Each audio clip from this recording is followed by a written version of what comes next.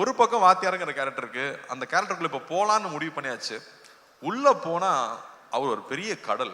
புரட்சி தலைவர், மக்கள் திலகம், பொன்மன செம்மல்னு அவர் மக்கள் அவருக்கு வச்சிருக்கிற பேர் அவ்வளோ பெரிய பேர். அவரை பத்தி பேசினாலே புல்லரிக்குது எனக்கு. ஏன்னா அவரை பத்தி தெரிஞ்சுக்க ஆரம்பிச்சது இந்த படத்துக்குள்ள போனதுக்கு அப்புறம் தான். Love you boys, love you. இன்னைக்கும் love you guys, love you மக்களே. இன்னைக்கும் நீங்க வந்து ஒவ்வொரு வீட்டுக்கு போனீங்கன்னா அவரோட புகைப்படத்தை பார்க்க முடியும். ஒன்று அதுக்கு பொட்டு வச்சு மாலை போட்டு சாமி கும்பிட்டு இருப்பாங்க, இல்லாட்டி பெருமையா அந்த முகத்தை பார்க்கணுங்கிறதுக்காக வச்சிருப்பாங்க. அப்படி ஒரு பெரிய ஐகான். அவர் வெறும் 60s 90s 70s 80s இருந்த ஒரு நடிகர் இல்லை, அவர் ஒரு எமோஷன், அவர் ஒரு தனி சகாப்தம். அவர் மாதிரி யாருமே சொல்ல முடியாது. அவர் வாழ்க்கையில சந்திக்காத கஷ்டம் கிடையாது. ஆனா அவர் மாதிரி மக்கள் நேயம், அவர் மாதிரி தாராள குணம் அப்படி யாருமே நம்ம சொல்லிடவே முடியாது. அவர் சாதாரண ஆள் கிடையாது.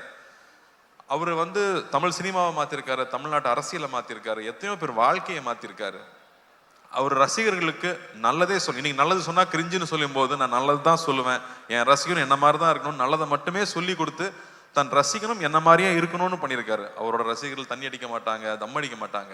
எப்படி அவ்வளோ இன்ஃப்ளூயன்ஷியலாக அவர் இருந்திருக்க முடியும் அவங்கிறது ரொம்ப ரொம்ப ஆச்சரியமா இருக்கு. அவர் பாடல்கள் மூலமா அவ்வளோ விஷயங்களை சொல்லிட்டு போயிருக்காரு.